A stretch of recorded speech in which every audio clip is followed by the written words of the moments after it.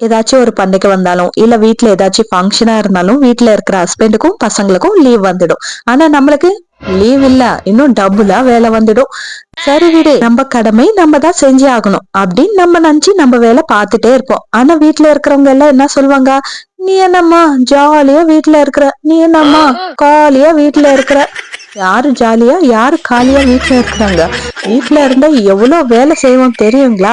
ஆனாலும் அதெல்லாம் கண்ணுக்கே தெரியாது. ஜாலியா காலியா இருக்கிறது மட்டும்தான் கண்ணுக்கு தெரியும். அப்படி சொல்றவங்கள மூஞ்சி மேல குத்தணும்னு தான் தோணும். ஆனா குத்த முடியாது. சொல்றவங்க நம்மளாதான் இருப்பாங்க. எப்படி குத்துறது? குத்துனாலும் நம்ம தான் திருப்பி அவங்களுக்கு செய்யணும். அதுக்காக வச்சு சைலண்ட் ஆயிடும். ஒன்னும் பண்ண முடியாம அவங்க சொல்றதுக்கு ஈயன்னு பல்லு இழிச்சுக்கிட்டு இல்லைன்னா கோவமா பாத்துக்கிட்டு வர வேண்டியதுதான் நம்ம வேலை. ஆனா ஹவுஸ் ஒய்ஃப் பார்த்துட்டு யாருமே சொல்லாதீங்க ஜாலியா காலியா இருக்கிறாங்கன்னு சொல்லிட்டு. அவங்க இல்லைன்னா உங்க வீடும் சுத்தமா இருக்காது, நீங்களும் சுத்தமா இருக்க மாட்டீங்க. அது நினைச்சு பாருங்க.